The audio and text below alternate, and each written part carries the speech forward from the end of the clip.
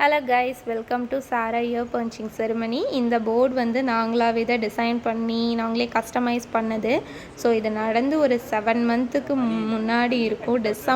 November 2025 பண்ணது. நான் ஜூலை 2026 தான் வந்து இந்த வீடியோவே அப்லோட் பண்ணுறேன். ஸோ அன்னைக்கு பாப்பா வந்து ரொம்ப ஃபீவராக ரொம்ப க்ராங்கியாக இருந்தனால நான் வீடியோஸ்லாம் எடுக்கல. இது என்னோடய அங்கிள் தான் இந்த வீடியோஸ்லாம் எடுத்து கொடுத்துருந்தாரு.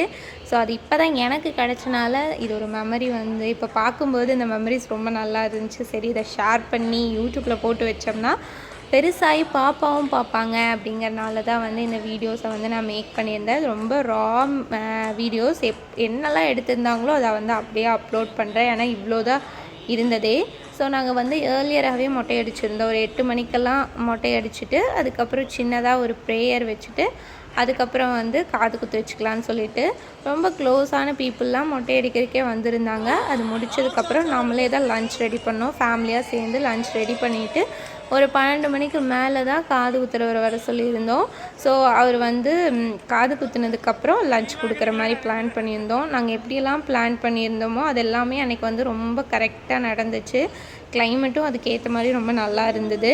அதே மாதிரி வந்து டைமிங்கும் வந்து கரெக்டாக 8 o'clock நாங்கள் பிளான் பண்ண மாதிரியே மொட்டை அடிக்கிறவரும் மொட்டை அடித்ததோ இருக்கட்டும், காது குத்து எல்லாமே டைமிங்கும் கரெக்டாக நடந்தது.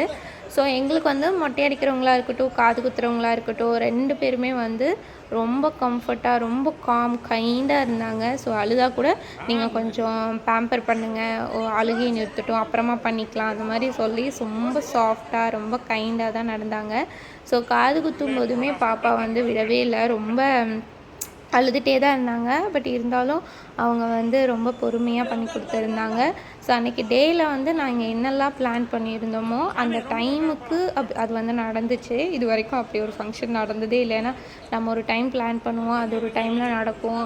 அந்த மாதிரி இல்லாமல் கரெக்டாக டைமில் நடந்தது. அதே மாதிரி ப்ரேயருமே வந்து நாங்கள் எதிர்பார்க்கவே இல்லை. அதுவுமே வந்து நல்லா பண்ணி கொடுத்துருந்தாங்க. நிறையா கிஃப்ட்டு, நிறையா பேர் வந்திருந்தாங்க. நாங்கள் மேக்ஸிமம் கூப்பிட்ருந்த எல்லாருமே வந்து அந்த ஃபங்க்ஷன் அட்டெண்ட் பண்ணியிருந்தாங்க. அதுவுமே எங்களுக்கு ரொம்ப ஹாப்பி, ரொம்ப ப்ளஸ்டாக, ரொம்ப ஹாப்பியாக, ரொம்ப ஃபுல்ஃபில்டாக வந்து இந்த ஃபங்க்ஷன் வந்து நடந்தது.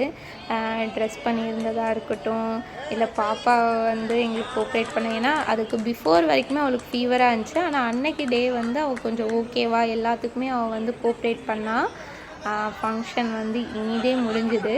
இதுக்கப்புறம் வந்து சில ஃபோட்டோ ஷேர் பண்ணியிருக்கேன், அதை பாருங்கள். மறக்காமல் நம்ம சேனலை வந்து சப்ஸ்கிரைப் பண்ணிக்கோங்க. ஓகே, பாய்.